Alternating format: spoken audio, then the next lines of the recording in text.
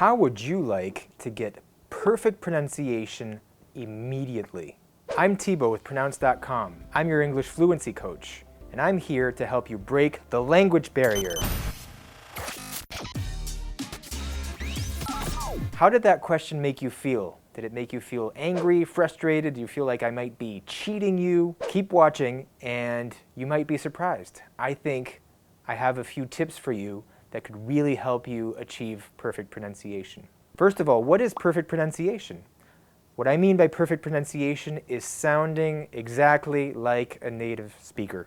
It doesn't mean it's good or bad, it doesn't mean you're right or wrong, it's just sounding like a native speaker, like a model. I would like to start with a couple stories, and then I will give you a few pointers, a few tips. The first story has to do with a student of mine.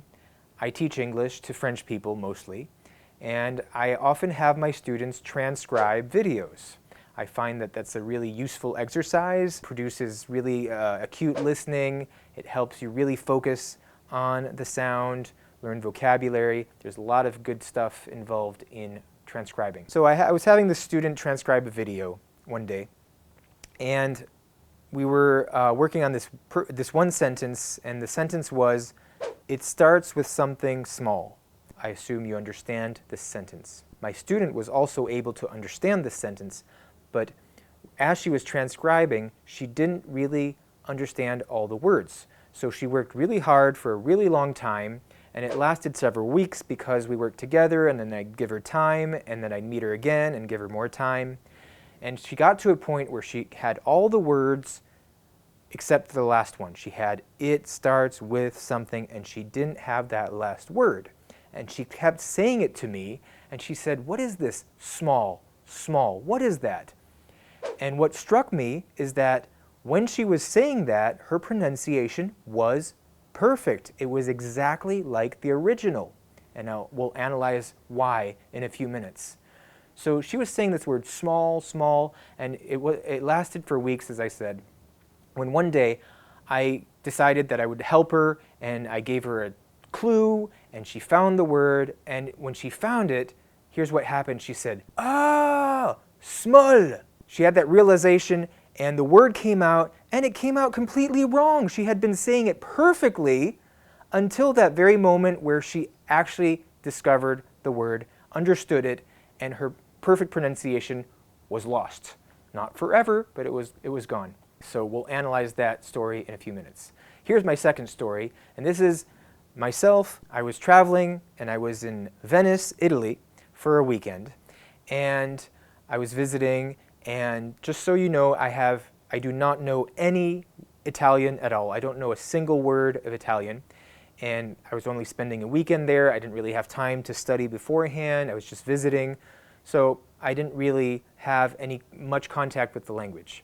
But I decided to try an experiment. As I was waiting in line to get tickets for a boat ride, I decided I would try this experiment. I listened to every person in front of me who was in the line, and I listened to what they were saying to the person at the desk. And I realized that they were all pretty much saying the same thing, which I assumed meant, "Can I have a ticket to, please, can I have a one-way," or something. I don't know what it was, but it sounded similar.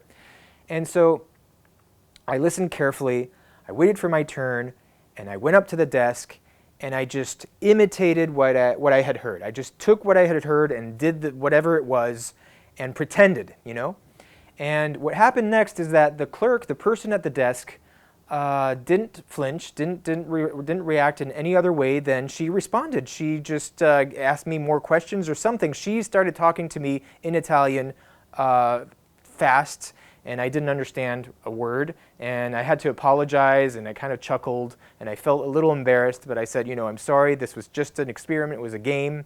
I do not speak Italian, do you speak English?" And so I basically fooled this person into thinking that I was a native like the others. These stories have a lot in common, and let's go and understand what's going on. So if you want to achieve perfect pronunciation, we need to identify what gets in the way of perfect pronunciation. What gets in the way are two things. The first thing is representation, And the second thing is habit. Let's look at how representation and habit had a negative impact on my student who was perfectly pronouncing small and then mispronounced it afterwards. Representation. What is representation? Is the way you represent words in your mind. So I work with French students who are learning English. We happen to share the same alphabet. This means that when my French students see a word, they see letters that they know, that they are familiar with. They have representations. These letters are representations. These words are representations of the words, the original sound, and they have associated sounds with these letters, okay? And which means that once they have this representation, it kind of refers to an object that they're familiar with, namely a sound and a certain pronunciation. When you take that away, and this is what happened with my student, also with my experiment in Italy, is that this person didn't know what word it was, so she had no idea what letters were in this word. The only object she had available was the phonetics, the sound of the word. And so all she had to work with was that, and so she took that she took it directly from the source, and she didn't modify it because she didn't have a representation that would cause that. The other thing that got in the way was habit, because she has these sounds, she has the L, so she understands the L. L exists in French.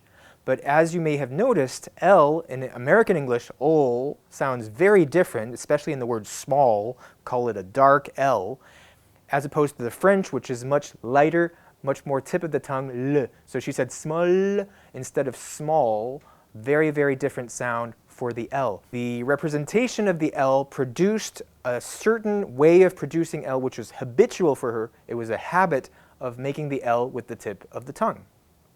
And so what we're trying to do here is let go of this habit, which she did when she had no idea what she was doing. She had this ol that doesn't belong in French, that she never uses in French, but she had access to it because this is all she had. No representation, no habit, trying to figure something out that is unfamiliar, and therefore she approached it with all she had was the sound and the pronunciation. What can we do about this? How can we get rid of representation and habit? So the main idea is let go. Maybe you've heard this expression before, let it go, let it go. They use it in the cartoon Frozen. What does it mean? What does letting go mean? It means letting go, forgetting everything you know, unlearning. It's also a Jedi trick for the Star Wars fans. And it's about just not including knowledge and habit into what you do. So how do you let go? The first thing is to relax. So how do you relax? You probably have your own technique. I could suggest a few things like breathing deeply, like closing your eyes, meditation techniques if you're familiar with those, all these different ways to relax, to calm your mind, and that's one step towards letting go. Another step is to play. Make this into a game. Play with it like a new toy, like a new device, a new phone that you get, and you look at every angle and you play with it and you handle it for a while and you try all the different things, and it's playing. It's really like a game. And it's a game of discovery, and it's a game of imitation where you're actually trying to mimic a model.